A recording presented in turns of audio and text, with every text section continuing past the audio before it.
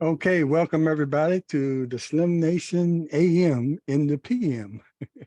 And if you're wondering why we're here in the PM, those who tuned in early this morning, um, when we supposed to have well, first of all, our special guest today is Lakeesha Clue Atkinson. And I'll be calling her Clue throughout, like all of you do. You feel Right. comfortable calling her Clue. I think she likes that as well. Yeah. And but anyway, she was my special guest, supposed to be my special guest at 8 o'clock this morning. And when I rolled over, it was like 8:49. And I said, oh man, what am I going to tell her? And something in the back of my mind said, how about the truth? Yeah. So when I got in touch with her, I said, okay, look, I overslept and I apologize. And maybe we can reschedule and work it out. And I was thinking we might do it the next day or next day. And then she suggested, how about 6 o'clock today? So that was fine because I was kind of pumped up and ready for this conversation with her. And I really appreciate you agreeing to come on and talk to me. No You have been problem. on other show, the Coffee Talk, with Right. the other two hosts, and we kind of associated with them, but wanted to have a one-on-one with you. And again, I appreciate you coming on. So thank you for coming on your busy schedule. And the Honorable Lou Atkinson, who is a member of the Portsmouth School Board and Vice Chair, still Vice Chair, right? Yes, sir. Vice Chair. I don't think that's going to change anytime soon, but the Vice Chair, Vice Chair, and also you've been called the humble activist. That means, and I truly believe that. I'm involved in a lot of things, but if you ask her, you wouldn't know it. I mean, she doesn't go out. I don't think I is in her vocabulary. Like I do this, I do that. I don't think that she just goes out and does it. And very active with the Stop the Violence and all these different things. And you wear a lot of different hats, and we appreciate that for you. And I've seen you in action at different events. And if you see something, you're like the police and the firemen. If something happening, they run towards it. And if you see somebody being wronged or mistreated, you run towards it and see what you can do to help out. And I noticed that about you, and I appreciate that about you. But anyway, look, we want to Thank talk you. about you're welcome. We want to talk about you, all those things I mentioned, but I want to start about you coming up and this being Pride Month, and of course you're a proud member of the LGBTQ plus community. And Right. I saw one of the videos that you had one time describing your choice of how you dress, and and I thought that was very open to explain that to people who want to know, why you dress the way you do. And, the, should I use choice? I guess would you call it a It, choice? it's As it's far a as the choice. dress, but as far as, um, the gay, being gay or part of the gay community, do you all use choice or is that something? And we'll get into that, but go ahead and Right. answer. Right. I would say choice because you're actually choosing your lifestyle. You're choosing your happiness. You're choosing who you want to be with. And that choice involves a particular gender. So I would say for me it's choice. Yeah, and you mentioned that in that description, you said happiness, and as you think about a lot of people making that choice, they're not always happy because of being ostracized or looked down upon because that's a choice, and some people say it's not a choice. It's something that you know that you don't have to be. But let's go back into you growing up. You went to Woodrow Wilson and Right. proud of Norfolk State. Behold, Behold the green and gold. Yes. but you were at Woodrow Wilson in the '90s. How was the environment as far? I mean, I don't think they were using the term LGBTQ during those times, and Pride might have been our Pride Month might have been going on because that started back in '69. A lot of people may not know Right. that how long the Pride Month has been around. They might think it's something recent. Right, right. So, just quick historically, you touched on it on Pride, starting in around the 60s, early 70s.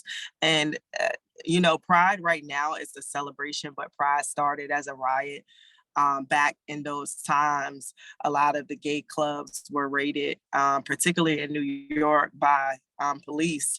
And at that moment, one particular incident, which is considered the Stonewall incident, they was just fed up, frustrated.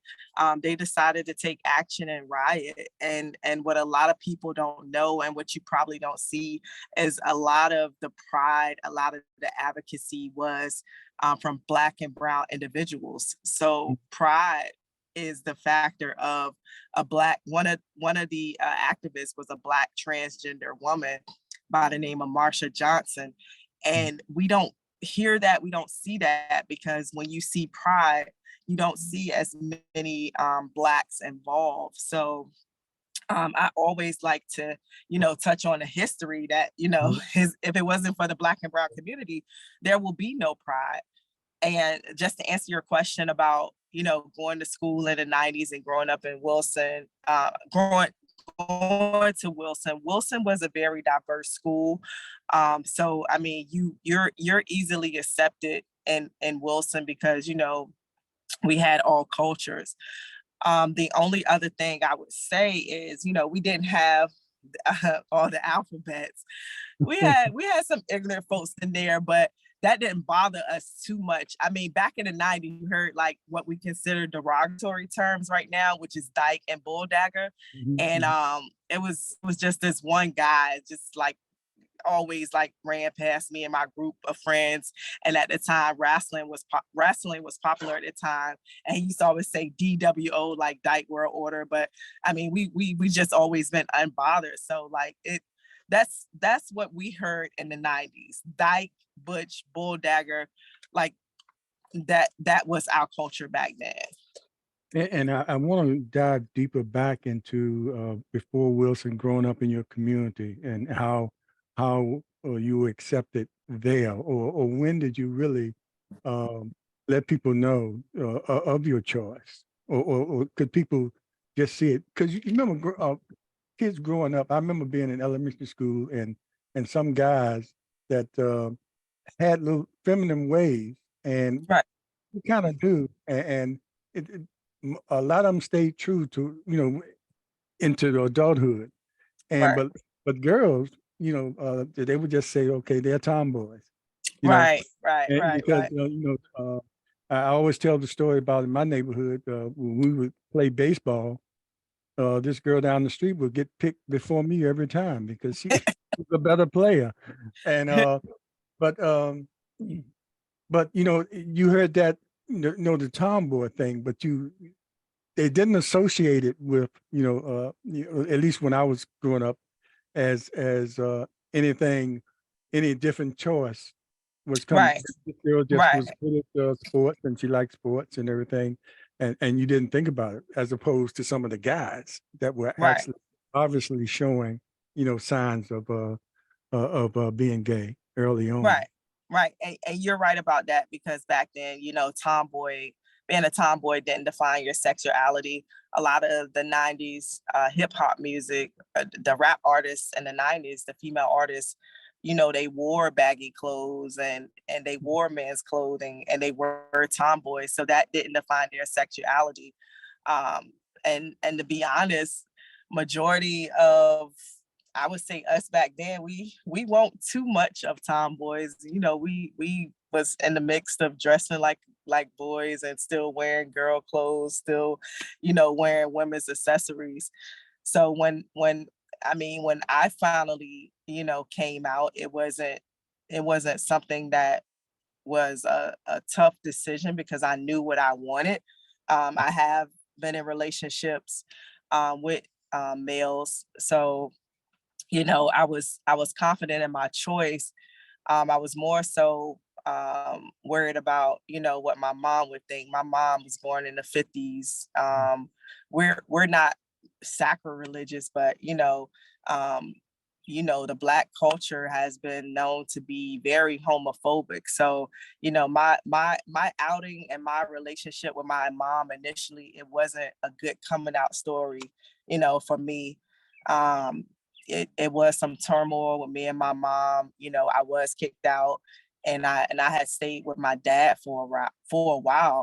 Um, my last couple of months in high school, but it's a process, especially with parents that have children in the LGBTQ community. It's a process. It takes time, and eventually, it grows into a healthy relationship. Because me and my mom is like super cool right now, but it was just that moment, of being a parent, and I can understand where she came from. Like, she failed as a parent, so I had to take some time out to understand my mom's emotions and how she felt at that moment and at that time, having a lesbian daughter, knowing what I would go through, knowing how the world treats us. So, it was a mixture of a lot of things, but we overcame that.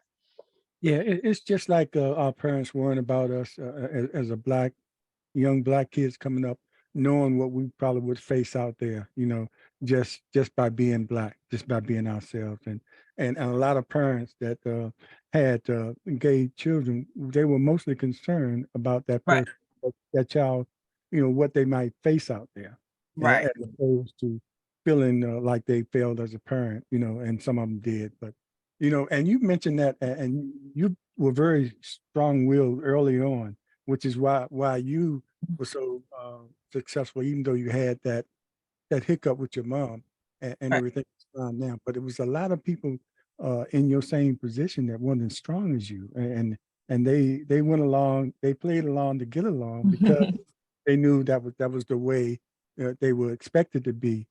And in a lot of cases, they suffered mental health issues trying Right. to prove back who they really were. And I can imagine, having not being able to be truly who you are, and playing a role on TV and in movies. That's fine because you don't have to stay that way. But playing a role in life, you know, and trying to be something that you're not, how difficult that is. And Right. did you see some of the people uh, uh, that you were hanging around in high school that had the same choice you did, struggling with that, because and they didn't really want to come out, but they would to you, but they wouldn't come out, and be themselves. And you saw some of your friends or associates maybe struggling with that. And if you did, how did they deal with it? Not being as strong-willed as you. And a lot of mines I would credit, with having older brothers. Like, my older brothers were very supportive and loving. Like, they were like the best. I mean, they were protectors, they were providers, they was just there for me. So, a part of my strength comes from that. I mean, my brothers, they did my hair, I'm jumping on their backs, I'm walking with them, just, being outside with them. I was little sis. And they taught me how to ride my bike, just everything that, a big brother does. So, like, my strength, a part of it comes from that. But most of my friends that some, I would say most came out.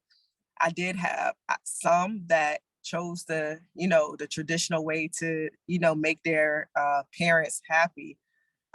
Mean, when I say traditional way, chose to live a heterosexual lifestyle to please their parents and others. And some just recently, just came out and are living their lives. But a lot of them, chose to please others versus choosing their self. Last year, the Portsmouth Coffee Talk had a car in the IC Northam parade, and not too far behind us was a group of Northam students, very few, maybe three, walking in the parade with a pride sign. And Right. I was kind of surprised at that, and what wasn't surprised at that because I would think, some of the school systems or schools might say, no, you can't do that. But anyway, that's how far back I am. But I'm thinking, did you all feel the freedom in the 90s to possibly do something like that? As you said, you come out and you're open, and most people know who you are. But were you bold enough to?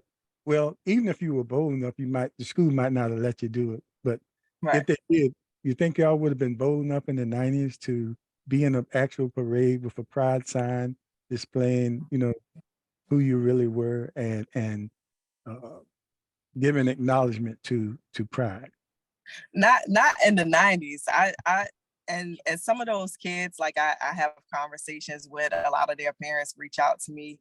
It wasn't as easy. And in a way I tell them that they're blessed because they're surrounded by love, more loving environments than we did. We just had tough skin, and a lot of the kids nowadays don't have tough skin. So that's why you see a lot of LGBTQ kids committing suicide, mental health issues, battling with depression, because they have that support system, but now you have other factors in place. You have social media where they're seeing, hateful things. You're seeing people that's supposed to be leaders, talk down on their lifestyle, telling them that, they're not enough. So, they have other factors that contribute, to, Oh, I'm sorry. their depression versus with us, we didn't have social media. So I don't think we, would have been loud and out because it's still during the 90s, it still wasn't safe. It was still dominant females, especially in New York, DC, and Baltimore, getting murdered. It wasn't a trans in the 90s getting murdered. It was dominant females that was getting murdered. So, we still had to be careful and understand that, this is not something that, people accept. So I would say like we just was careful. We had our safe spaces, on the weekends that, we could go to. It was clubs that we it was clubs that we got in. That you might see At the somebody in there time, and say, wow. yeah. So we had safe spaces to go to, and I was fortunate, for that. Yeah. And, and even you got leaders making legislation, going that far to Right. make legislation that would mean something to you all. And saying that, I want to get to your position as a member of the school board and how important it is for you to be who you are and be a member of the school board, and what kind of effect that might have on students that um, uh, who want to come out but can't because of the pressure, like you said, social media, how cruel they can be. But to be able to see someone like yourself and others who openly express who they are, how much that helps them, make it through what could be a mental health issue, or what could be something that makes them go inside of themselves and not be truly who they are. Mm. Uh, it's how I feel as also being a Black woman. I mean, representation matters. Being a Black woman, and little girls seeing me as a Black woman and elected. Being LGBTQ, seeing me Black, LGBTQ and elected. It's a motivational factor, but it's also a factor of, if she can, I can. So it's more of inspiration for me that, that when someone sees me, that they're inspired and they feel like, also that they're not alone. It's opportunity out there. You just have to take advantage of those opportunities. And it's not something that gets in the way because, Right. that person garners a certain amount of respect that you get just like anybody else. So Right. they get a chance to see that, the world can be cruel for a lot of different things, and it doesn't have to be just because the choices you make, And with and you saying that, I still have my own, personal reservations with, being in a lifestyle, even though I'm out and and loud and proud and confident about my lifestyle, it's certain things that I still, have like low self-esteem about. So and one example, I'm open so I can tell the world this. When I'm using public restrooms, I always have my partner, go in with me because from the side or from the back, I could be a sir, I could be a sir. So, when I always have my partner go in the bathroom with me, and that's something that I haven't let go. That's like my low confidence part of being in this lifestyle is something that I continue to do to this day. Yeah, and a lot of people struggle with things like that outside of the pride community. Uh, Right. heterosexuals have issues that they have to deal with. So everybody has issues Mhm. and have to deal with their health. And I'll go right back quick and we'll come back to '69 when the riot starts. Most movements start from riots or things like that. Because Yes. it's the biggest attention getter, and sometimes you have to go that route to get the attention that you need. And it started then. I think about when I was at Virginia Union in the '70s. I think we were one of the first HBCUs or black colleges, we can call it HBCU then, that Mhm. had male cheerleaders, and not Wow. always been male cheerleaders. You remember President Bush, the second Bush was a male cheerleader, but those guys' roles was to throw the girls up. You know, they had the strength to do that. But Right. we had the first, they were actually the cheerleaders, and Right. one of the guys was from Suffolk. And when we came home, sometime we rode on the same bus, and he said when he came home to Suffolk, he had to change his whole demeanor because his parents didn't know and weren't accepting of it. But when he was at Union, and I think later on, it came together. But while he was at Union, he had to play those two roles, one at Right. home and one, well, at Union, where he really came out, and it was accepted. And it's just strange how long, like you said, your mother came up in the '50s. It was out there then. Mm. It's always been out there, and everybody in the communities, everybody know who was who. I told somebody down here in Portsmouth, they used to have uh, it used to be a place called the Petite Ballroom, and they used to have a big affair every year where the men Wow. uh, just dress up like how they felt like ladies. And I was working with this guy and didn't know it. He said, "Let me show you a picture," and he showed me a So picture of him at they that had petite balls in ball Portsmouth? in Portsmouth. It was called Wow. somewhere Court Street or High Street. I'm not sure, but it was called the Petite Ballroom. And if you talk to somebody my age, I'm 69 or older, they probably Mhm. can confirm that with you. And it was a big ball that they had every year. And everybody, heterosexuals, everybody went, but it was mostly for the guys to just come out and be who they were. And for you talk Wow. transgender now, this had to be in the '60s, when this was going on. It was a big affair every year. But I brought that up to say it's always been going on, but it's still always has been a problem up to this point. So how do you Right. now? You said you had some reservations about some things, but you don't let that hold you back as far as because your passion is stronger than whatever you might face as being a gay woman out here, and what people, because you run into a lot of people that probably smile in your face and say things behind your back, which Right. all of us go through that, Right. regardless what position you hold or who you are. But how do you how is it your passion, I was going to say your passion just takes you stronger beyond that. um do you ever have any personal or resistance to some of those activities that you're involved in, where somebody said, well, look, if you coming, I don't want to be involved? I mean, have you ever been faced with that kind of opposition? uh hopefully not now, but it can happen. I'm just curious. I would I would say it wasn't more so of the individual, it was more so of myself not wanting to mess up the next person's opportunity because Mm, of my lifestyle.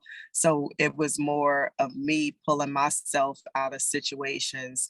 So, the group or, you know, the plan or the opportunity is not judged because of me mm, um, and my lifestyle. So it wasn't more so, my friends or business partners. It was me and myself pulling myself out of situations, doubting myself in rooms, doubting, my confidence and my lifestyle.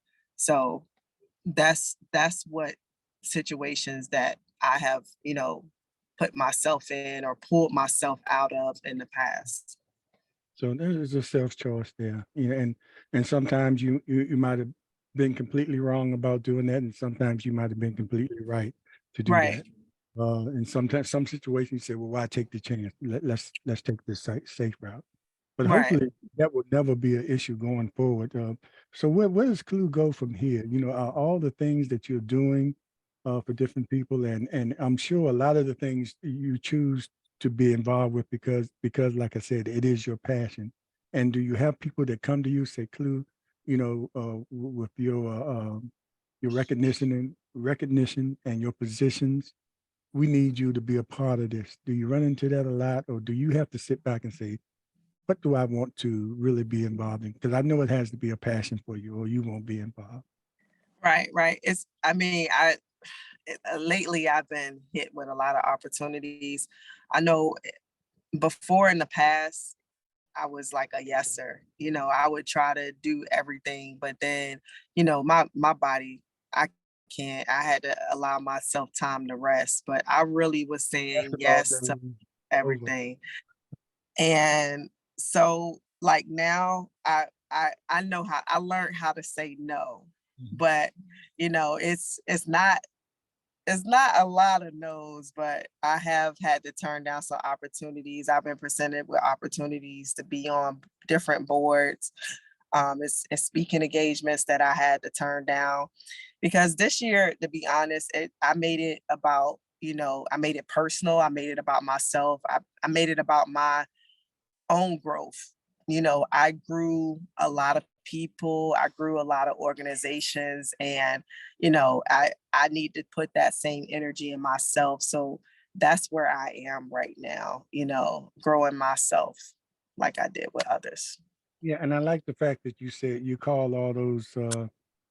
them opportunities, even though you saying yes would be a tremendous help to that group or whoever asks you, but you still look at it as opportunities, you know, Right, and that goes back to me saying you don't I is not in your vocabulary. You never use that as I'm doing this. It's always we are doing this, and that's a good that's good it's to have. it's a good thing, Slim. But I notice a lot of millionaires are selfish. So I'm reading up on a lot of millionaires, and they was real selfish. So being That's helpful why they're all the time. millionaires.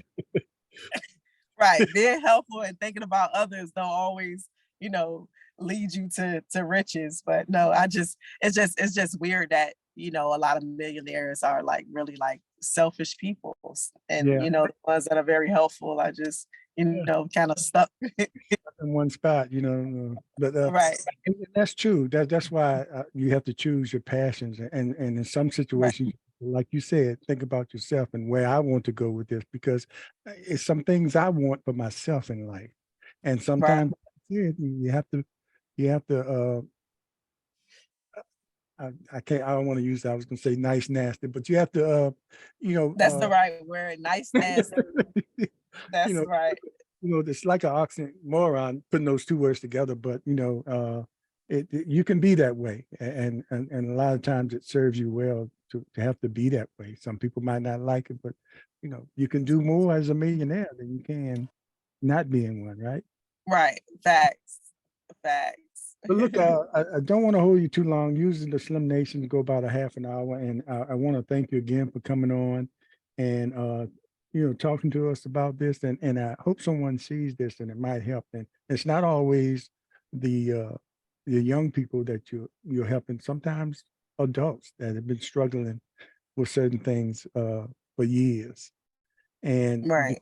because they're trying to live the life of people who or what they think they should be living, and they're not being true to themselves, and that can I lead them, appreciate it. in I depression. appreciate this conversation, and just want to also say that, my next one of my next moves, or next initiatives, is creating a place for parents and children um, to go. A lot of parents struggle with, their kids coming out, and I want to, be that person who went through that situation, and can be a voice for that child, but also, a confidant to that parent, to let them know that, eventually it'll be okay. Some kids actually are going through a phase, and they might choose that to go back to that alternate lifestyle. But um the reason why I say this is because um I was at a conference in Florida, and just me being in the presence and having a conversation with that parent, she actually felt relieved, and she felt at that moment free, like she is doing something right as a parent. So that kind of inspired me. And I know it's not a lot of us out there that are open and are willing to talk. So that's my next initiative. And like you said, just having a conversation actually could like mend the situation. If not mend it, give some type of understanding. And once you have understanding, you're able to, act or make sound decisions. So that's my next move. Yeah, that's going to be great because understanding is definitely key because some people have parted ways and never come back together, and life is Right. short. So when they think about coming together, and then one of the person might die or have a no longer here, and then you're wondering what would have been like if we had really come together and had a real conversation about this, and at least have an Yep. understanding, you know, and then I won't feel like I missed out on something that could have been. So good luck on Right. bringing that together. I think that's going to be a No very problem. endeavor. Bringing people together and just making sure they talk and not miss out on their lives with each other. Because life is short. Again, we really Thank appreciate you coming on, and hopefully we have you. you back on to talk about other things. But I just always wanted to have a conversation with you, not necessarily about this, but just about all the things that you do, and I hope to have you back. And I guarantee you, I won't fall asleep. I won't oversleep. If I if I have to stay up all night, I'll be up at 8 o'clock or whatever time that fits your schedule. But All again, right, I take your word for it. Happy Pride, everybody. Happy Juneteenth. Congratulations to all the graduates. oh yes, Everybody indeed. have a safe summer. I look forward to coming on. Thanks again, Slim, for having me. I look forward to joining you again. Take Okay. care, everybody. Have a good night. Well, then take care. Take care of those children in our school system. We need you. Will will do. Thank you. Take care. And thanks everybody. We appreciate you joining us here on the Slim Nation. And very good conversation with my special guest here, the Honorable Clue Atkinson, who is Vice Chair of the Portsmouth School Board. And I appreciate her having that honest and candid discussion with me. And hopefully, whatever we talked about today will help some others out there. So take care and remember, be be aware, be informed, and most of all, be involved. Take care, and we'll see you next time.